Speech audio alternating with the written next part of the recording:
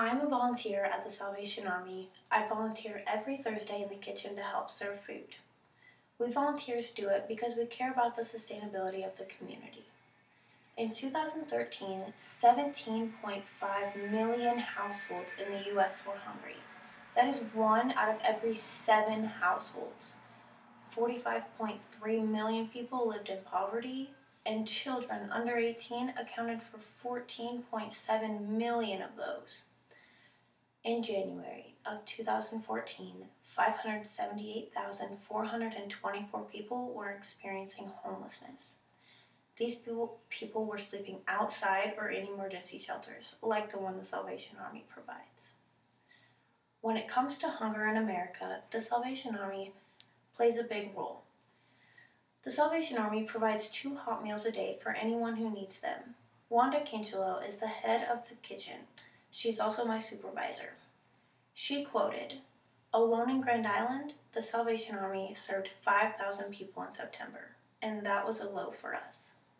She also informed me how the Salvation Army puts a little more effort into the summer feeding because kids are out of school. They run a summer feeding program from their canteen for the kids in the community. They serve in 2 locations. At those 2 locations, they serve up to 120 kids a day. When it comes to those living in poverty, there's a chapel on the opposite side of the Salvation Army. They offer worship opportunities 3 times a week in English and Spanish, welcoming anyone and everyone. This helps the community build together and stay together as a whole. Captain William Mealy, also known as Bill, states that the Salvation Army is first and foremost a church. Not only does it provide chapel for the adults, but for the kids, the Salvation Army provides youth group opportunities to learn about God and help those in need. The mentors of the youth group programs are there for anything the kids might need, taking the kids around and letting them experience things that some parents can't afford. I interviewed one of the mentors of youth group. She also works with me in the kitchen. Her name is Amanda Whalen. She told me how once a month they give the kids the opportunity to see a movie, taking them to a movie theater. And around this time of year, they take them to a pumpkin patch to get pumpkins. She quoted, "We mentors teach the kids things to help them develop as a person in the community.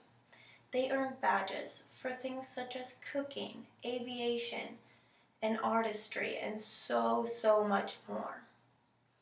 She believes it makes a big impact on them.